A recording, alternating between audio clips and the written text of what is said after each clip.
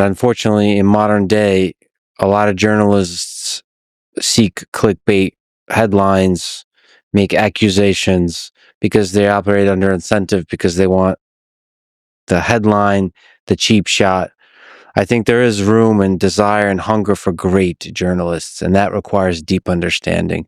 And it saddens me how often one of the reasons, I don't think I'm very good at this, but one of the reasons I really wanted to talk to you is because I don't see enough high effort, deep dive research. I don't know how many books I've read. I've read a lot in preparing just to experience, just to try to understand. It requires a lot of preparation, a lot of work, and I would love to see great journalists do that more. And from that place, you can criticize. From that place, you can really investigate the complexity of a situation, of people in power, their strengths, their flaws, the mistakes they have made. But that requires great, great, great preparation. So I wish there was more of that, of great journalism. Yes, clear, well-directed, and specific criticism genuinely helps in the process of effective policy making. It leads to a clear-cut policy vision. I specifically pay close attention to such constructive criticism. In fact, I actively welcome it. Regarding your point about journalistic headlines, if someone's attracted by catchy headlines or plays with words, I honestly don't mind that much. But when there's a deliberate agenda behind the actions, and the truth is deliberately ignored, that can cause damage that lasts for decades. If someone focuses on pleasing their readers or viewers with attractive headlines, maybe we can compromise a little. But if there's a hidden motive, or if things are intentionally twisted to serve an agenda, that's a serious issue worth worrying about. And in that, the truth suffers, I think.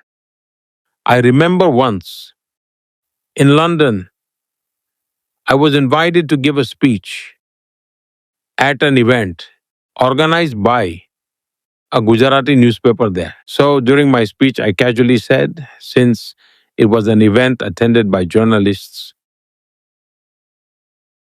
what kind of journalism should we have? Should it be like a fly or a bee? I explained. A fly sits on dirt and spreads the dirt around. But a bee lands on flowers, collects nectar, and then shares that sweetness everywhere. Yet, if something wrong occurs, the bee can sting so powerfully that you'd have to hide your face for 3 days straight.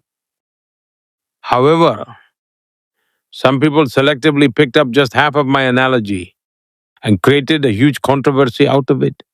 Honestly, was I being negative about anyone? Not at all.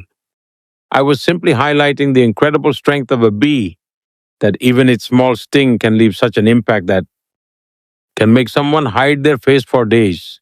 You can't show your face. That's the power journalism should have. But unfortunately, some people prefer the fly approach instead. I now have a new life goal of becoming the bee. You mentioned democracy, so and not knowing much about government until 2002. But from 2002 to today, you won 8 elections that I could count. So many of the elections, over 800 million people vote in India. What does it take to win an election like that? And to win an election of 1.4 billion people, where you get to represent those people. The biggest democracy in the world. Well, I've been actively involved in politics for years. Before stepping into active politics, my focus was primarily on organizational work. This also included managing elections and strategizing campaigns. So that was where I dedicated my time for 24 years. The people of Gujarat and India have placed their trust in me to lead with unwavering dedication and a deep sense of duty. I try to fulfill the sacred duty entrusted to me by the people I revere as divine. I remain committed to honoring their trust, ensuring it never falters, and they see me for what I truly am. My government is committed to ensuring welfare schemes reach every citizen. Every scheme must reach its intended beneficiaries. Every beneficiary must be treated equally. No one should face discrimination on caste, creed, faith, wealth, or ideology. We must strive to ensure the well being and prosperity of everyone. This way, even those not directly benefiting never feel left out or treated unfairly. They find comfort in knowing they too will benefit in due course. This fosters a deep sense of trust, and trust is the cornerstone of my governance model. Secondly, my governance flows beyond the ebb and flow of elections. My governance is rooted in the people, not the polls. It is committed to the well being of my citizens and the greater good of the nation. As you may know, I had once set out on a quest for spiritual awakening. So now I revere my nation as the divine itself, and I now revere the people as a manifestation of the divine. Like a devoted priest, my heart is set on serving the people. I don't distance myself from the people. I live among them as one of them. And I tell everyone I work with, if you work hard, I will work harder. People see this and it builds trust. Besides, I have no conflicts of interest. I have no friends or relatives who stand to gain from the position I hold. The common man appreciates this lack of vested interests. And that's probably just one reason why. Moreover, I come from a party with millions of dedicated volunteers. Volunteers who are completely devoted to the welfare of India and its citizens. They have had no stake whatsoever in politics. They've held no title, nor strayed where influence holds sway. My party is blessed with millions of volunteers who work tirelessly. I am proud to belong to the world's largest political party. And it's not like my party has been around forever. It reflects the hard work of millions of volunteers. Their selfless service is widely recognized and valued by the community. It fortifies people's trust in the BJP, echoed in the election results. I never tallied our election triumphs, but we have had people's blessings. I was wondering if you could speak to the incredible logistics that blew my mind of running the elections in India. So there's a lot of interesting anecdotes that arise. For example, that no voter should be more than 2 kilometers away from a polling station. The result of that is you have these stories of voting machines having to be carried to remote regions of India. Is really incredible. Just every single voter counts. And the machinery of having 600 plus million people vote.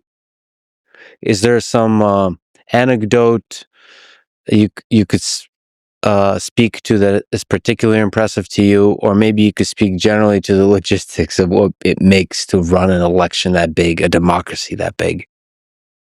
First and foremost, I am truly grateful for your insightful question. Anyone who believes in democracy should listen to what I am about to share with you.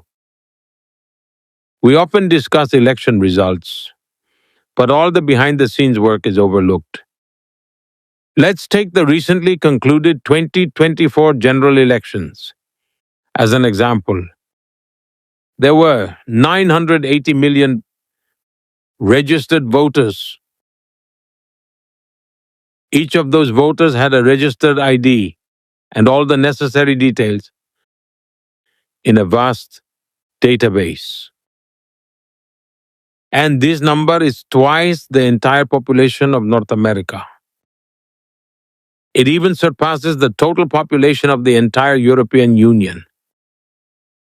Out of the 980 million registered voters, 646 million people ventured out and braved the intense heat of May, determined to cast their votes.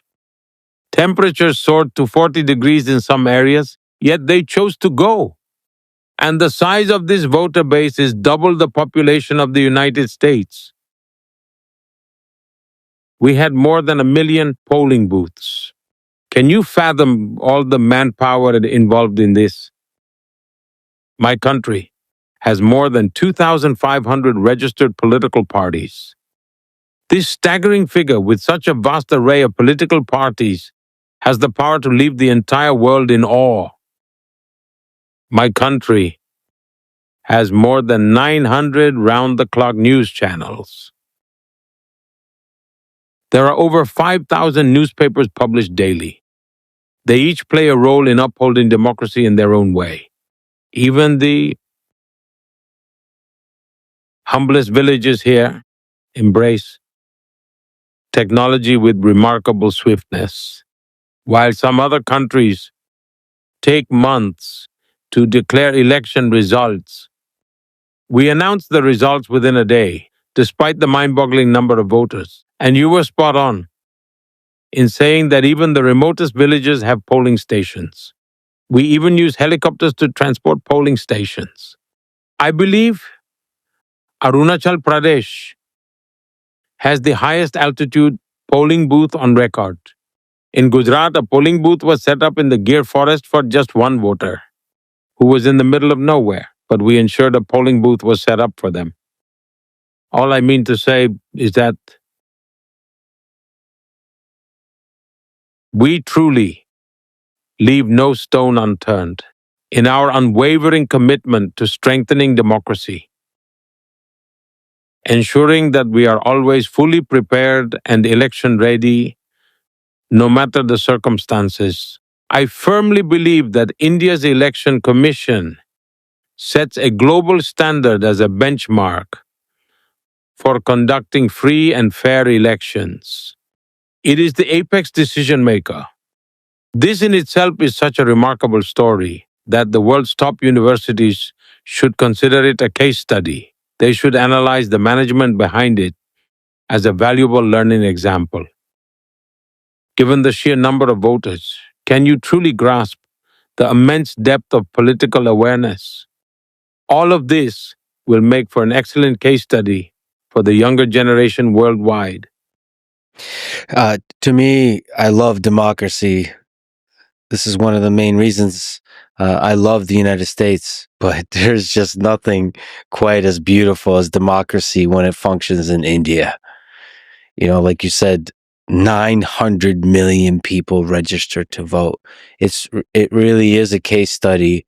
It's beautiful to see that many people come together willingly, passionately casting a vote for some person to represent them. Like they're putting their heart in that. It's really important for a person to feel like their voice is going to be heard. It's beautiful. Speaking of which, you are loved by a lot of people. You are one of the most powerful humans in the world. Do you sometimes think about whether this much power has a corrupting effect on your mind? Especially across the many years that you've been in power. Well, I don't think the word powerful quite reflects the journey of my life. I can never claim to be powerful, for all I am is a humble servant. I even identify myself as not the Prime Minister, but the